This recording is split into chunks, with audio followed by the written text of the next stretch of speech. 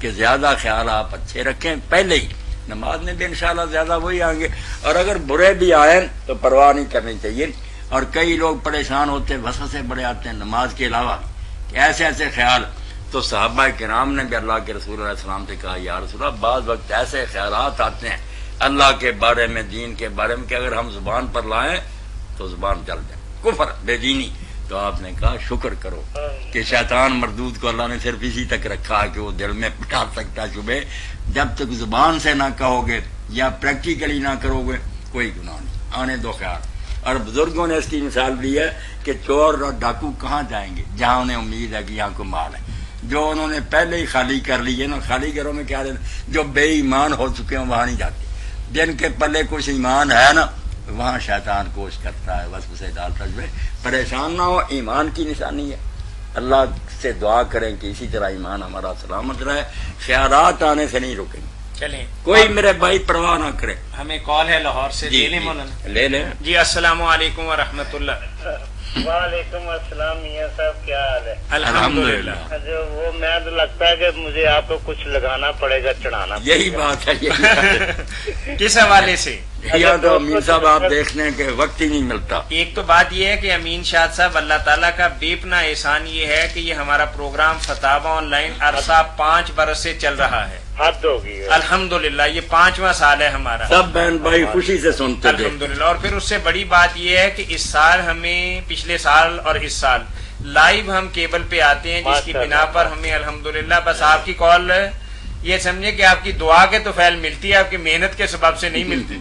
بہت ساتھی سننا۔ الحمدللہ۔ جی فرمائیے، آپ کیا پوچھیں گے مولانا؟ 274 نمبر آیا تھی البقرہ کی، 8274 جی۔ ہاں جی۔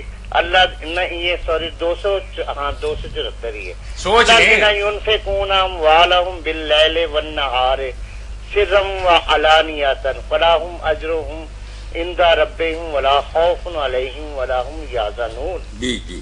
یہ آیت میں جو مال دولت اور دن رات چھپ کر علانیہ طور پر خرچ کرتے ہیں، اس کو آج کل کے میرے نقطہ نظر سے کیسے ہم منطبق کر سکتے ہیں؟ کس طرح جبکہ دکھاوے کا دور ہے، ہر بندہ دیتا ہے تو کہتا ہے کہ میں نے اتنے ہزار اتنے سو اتنے دیے، فلانے ادارے کو دیے، فلانے بندے کو دیے۔ اللہ اعلان مولانا صاحب آپ جانتے ہی ہیں، تو وہ آپ اس بارے میں کچھ فرما دیں کہ کیا کرنا۔ بھائی امین شاہ صاحب، یہ آیت کریمہ جو ہے نا، یہ اہل ایمان کا وصف بیان کر رہی ہے کہ ایمان والے لوگوں کا کیا حال ہوتا ہے، اور یقین جانے وصف ایسے طریقہ سے بیان کیا گیا کہ اگر اس میں یار کسوٹی برابر لیں آپ کو، ہم جانچیں ایسا شیشے میں منہ دیکھیں تو شرمندہ ہے۔ اللہ رب العالمین نے دیکھا نا، یہ نہ زکوٰۃ کا کہا نہ صدقات کا کہا، ينفقون اموالهم۔ انفاق جو ہے نا یہ نفق سے نکلا۔ آپ کی بات پر مجھے کچھ علمی باتیں بھی کرنی پڑتی ہیں تاکہ سب لوگوں کو فائدہ۔ نفق کہتے ہیں اس رنگ کو، قرآن پاک میں نفق آتا ہے جس ایک سرے سے داخل ہوں دوسری طرف نکلتا ہے۔ یہ میں نے شلوار پہن رکھی ہے، اس میں نیفق ہے، ہم اپنی بولی میں نیفا کہتے ہیں، عربی میں نیفق، کہ ایک طرف سے داخل ہوتا ہے وہ اور دوسری طرف سے نکل آتا ہے۔ ایک چوہا ہوتا ہے جو ہمارے کھیت ہوتے ہیں نا، کٹے ہوئے گندم کاٹ لی تو اس میں جب ہم پانی دیتے ہیں نا تو چوہا نافقا، اس نے اپنی بل کے 2 سوراخ رکھے ہوتے ہیں، ہم ادھر کھڑے رہتے ہیں پانی دیتے ہوئے کہ یہاں سے نکلے، وہ دوسری طرف سے نکلتا ہے۔ تو نفاق بھی اسی لیے نفاق ہے کہ ایک طرف اسلام میں داخل ہوتا ہے، دوسرے دروازے سے نکلتا ہے۔ نفق سرنگ کو بھی کہتے ہیں، سرنگ کو۔ تو انفاق کا اللہ نے حکم دیا کہ مال رکنا نہیں چاہیے۔ یہ ساری خرابی معیشت میں جو ہے نا کہ بربادی ہوتی ہے جب مال رک جاتا ہے، بینک میں جمع پڑا رہا یا اپنے انعامی بانڈ خرید، کاروبار میں نہیں لگتا۔ اللہ کہتا ہے انفاق ادھر سے آئے ادھر کو گزرتا چلا، بے شک کاروبار میں لگے، بال بچوں پر خرچ ہو، غریبوں مسکینوں پر۔ مال کا رکنا ایسے ہی جیسے پانی ایک جگہ رک گیا تو پھر بو پیدا ہو جاتی ہے، معیشت تباہ ہو جائے گی۔ اس لیے لفظ انفاق کا کہ وہ گزارتے رہتے ہیں، ادھر سے آتا دوسرے ہاتھ سے نکال دیا۔ الذین ینفقون اموالہم، مومن وہ لوگ ہیں جو اپنے مالوں کو صداق نہیں کرتے، وہ اپنے مالوں کو خرچ کرتے رہتے ہیں، آگے سے آگے گزارتے رہتے ہیں۔ اور اب نہ وقت دیکھتے ہیں، 2 ہی وقت ہے نا، یا رات کا ہوگا یا دن کا۔ فرمایا نہیں، ان کی کوئی ٹائم نہیں ہے کہ بس اعلان ہوگا تو دیں گے، کوئی تقریب ہوگی تو وہاں سیٹھ صاحب نے 3 لاکھ دیے، ایسا نہیں وہ انتظار کرتے۔ باللیل والنہار، رات ہو یا دن ہو ہر وقت خرچ کرتے. اللہ اکبر. مومن کیسے ہیں؟ اور پھر ہوتا کہ یہاں لوگ دیکھ رہے ہوں یا کوئی نہ دیکھ رہا ہو.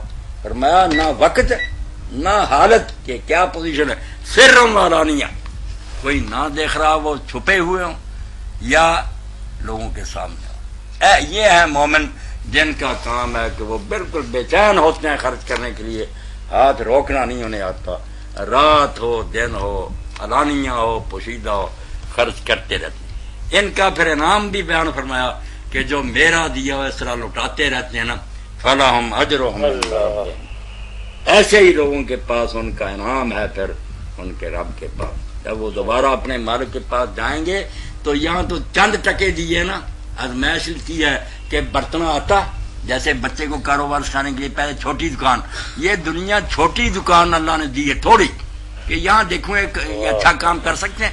اگر یہاں اچھے منتظم ثابت ہوئے جنت حوالے کر دیں، اور جو جہاں ہی نالاحق ثابت ہوئے چند ٹکے نہیں برتنے آئے ان کو جنت کی نعمتیں کیوں ملیں گی؟ وہ آگ میں جائیں گے. فلاحم اجرہم عند ربہم، جو دن رات پوشیدہ اور علانیہ خرچ کرتے رہتے ہیں ایسے لوگوں کے لیے اجر ہے ان کے رب کے پاس. سبحان. اور وہ بات کہی جو اولیاء کے بارے میں آتی ہے، ان اولیاء اللہ لا خوف علیہم ولا هم یحزنون، جو اللہ کے دوست ہیں ان کو نہ ڈر نہ غم. وہاں ان لوگوں نے کئی معنی بنا لیے. بات تو یہی ہے جو ہر جگہ آتی ہے کہ جو جنت میں جائیں گے لوگ وہ کیا ہوگا پھر، لا خوف علیہم ولا هم یحزنون. یا ولیوں کی بات نہیں، خرچ کرنے والوں کی مانے ہی قرآن کے بدل لیتے ہیں، اپنا ایک ٹولہ بنا لیتے ہیں، ولی ہیں پیر ہے. اللہ کہتا جو بھی اللہ کے نیک بندے ہیں، ولی کیا اللہ کا نیک بندہ، اسی کو مومن کہہ رہے ہیں، مجھ کی کہہ رہے ہیں. کوئی الگ جماعت نہیں ہے جس کی ٹھپا نہیں، ہر کلمہ کو اللہ کے ولیوں میں شامل. سن لے جو اللہ کا ولی نہیں ویران کرے کہ میں اللہ کا دشمن، اسی وقت کافر ہو جائے گا. وہ اللہ کا دوست جب کلمہ پڑھا، شراب پیے زنا کرے، سنے مجھ سے، وہ اللہ کا دوست نہ ہوتا تو کافر ہوتا. ٹھیک ہے کسی کی ولایت ناقصہ ہے، دوستی کمی ہے، کسی کی دوستی بہت گوڑی ہے، یہ درجوں میں فرق ہے.